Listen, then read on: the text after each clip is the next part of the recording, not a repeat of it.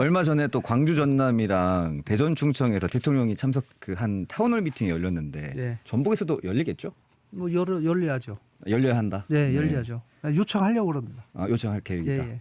그 광주공항 이전 문제가 잘 해결될 만한 조짐이 보여버렸어요. 타운홀 네, 미팅에서. 예. 그러면 저희 전북도 어떤 문제를 딱 하나 던져야 될 텐데 뭐가 네. 좀 있을까요?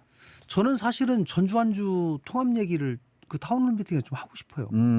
그리고 뭐 피할 것이 아니고 아마도 저는 대통령께서 양쪽을 중재하면서 상당한 진전된 뭐 협상안이나 이런 것들을 한번 딱 던지면서 말씀을 해 주실 수도 있지 않을까. 아하. 뭐냐면 지금 이 정부가 다행히 이 대선을 치르면서 공약을 지방행정기구 통합에 대해서 공약을 했는데 예. 행정통합을 위해서 대통령 직속으로 TF를 만들겠다.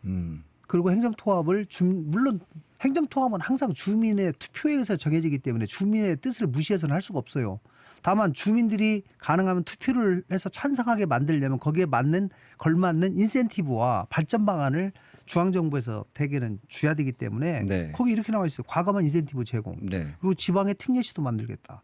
이게 이제 저희가 건의한 것들이 대부분 채택이 됐는데 뭐 저는 지금 과거에 청주청원 같은 경우에 이제 지방교부세를 통합을 하면 추가로 좀 주는 것이 있어요. 그 추가로 주는 것이 과거에는 100분의 6을 추가로 10년간 줬는데 저는 100분의 10을 15년간 달라라고 요구하고 있거든요. 사실 약간 굉장히 공격적인 요구인데 만약에 그 정도를 던져준다면 저희에게 굉장히 큰 도움이 되거든요. 그러면 그다음에 또 통합 신청사를 지켜두면 과거에는 통합 신청사에 들어가는 비용 중에 500억만 중앙정부가 지원한 적이 있어요.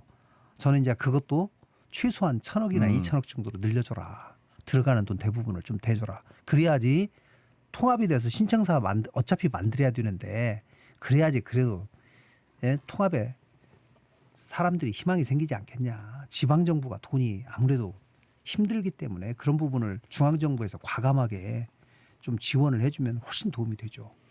제 다음 질문이 원래는 이제 이재명 대통령이 네. 전남지사랑 광주시장한테 구체적으로 내가 뭘 해줬으면 좋겠냐고 물었는데 네. 대답을 못 해가지고 시민들이 좀 답답해했다 이런 얘기가 좀 댓글도 네. 많았거든요. 그래서 구체적인 답이 뭐냐라고 여쭤보려 했는데 다 답을 해주셔가지고 그거 말고 제가 꼭 대통령 오시면 꼭 뭐 제가 국정과제로 올림픽 말씀 네. 다시 한번 드려가지고 올림픽을 단순히 무슨 전주가 대한민국 대표 도시가 됐기 때문에 이제는 전주의 올림픽이 아니라 대한민국의 올림픽입니다. 이거를 대한민국 국정과제로 반드시 채택을 하셔가지고 본격적으로 이 올림픽을 통해서 대한민국을 어떻게 개조시켜 나가고 문화선진국으로 만들 것인가 이게 대단한 기회거든요.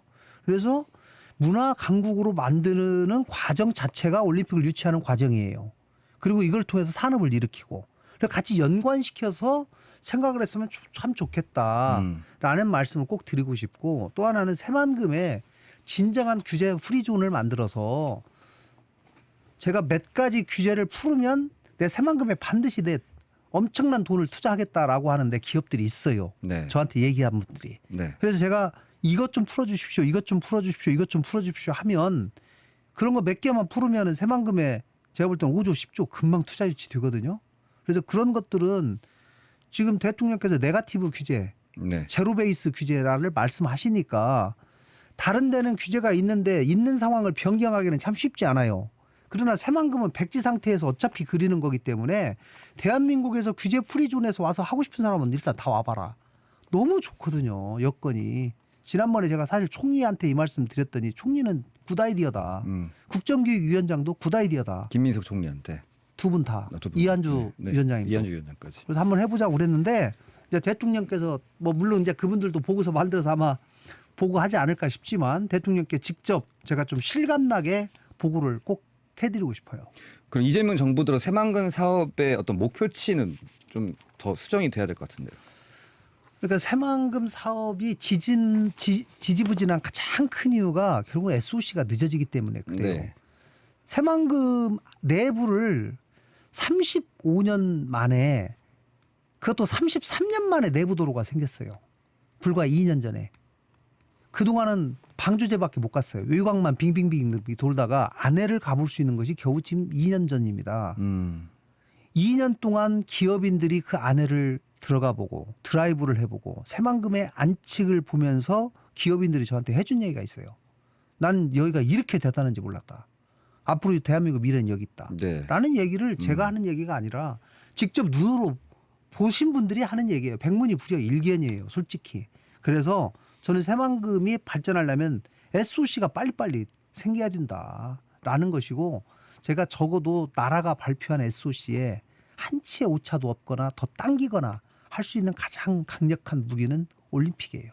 네. 네. 그래서 제가 올림픽을 주장하고 하는 거예요. 올림픽 개최지 발표는 언제로 좀 예상하세요? 또 늦어진다는 이야기도 있던데요. 왜냐하면 원래는 26년 상반기까지 하겠다라고 당초에 얘기를 해서 그 일정에 따라서 저희가 국내 후보 도시도 정했는데 중간에 지금 IOC 위원장이 바뀌면서 네.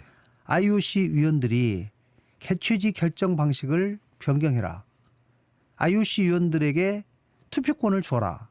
이렇게 얘기를 하면서 IOC 위원들에게 투표권을 주는 방향으로 지금 논의가 시작됐고 그것을 논의하기 위한 워킹 그룹을 만들어서 올 연말까지 확정해서 발표하겠다. 그러니까 연말에 돼야지 게임의 룰이 나와요. 네. 그러니까 당연히 연기될 수밖에 없고. 그러면 언제쯤 할 거냐? 이거 너무 불투명하다 했더니 그분들이 7년에서 9년 사이에 결정하겠다. 올림픽 개최 날짜로부터 거꾸로 해서 7년 내지 9년 전에 결정하겠다. 이렇게 되면 2036년이니까 네. 2027년에서 29년 사이에 정하겠다. 그것도 굉장히 범위를 레인지를 넓게 해놨어요. 네. 그래서 아마도 뭐 그러나 그 전에 계속 지금 이미 다른 나라들이 이미 다 유치를 선언을 했고 지금 열심히 다들 하고 있어요. 그래서 저희들도 IOC와 지금 계속 두 달에 한 번씩 회의하고 있습니다. 알겠습니다.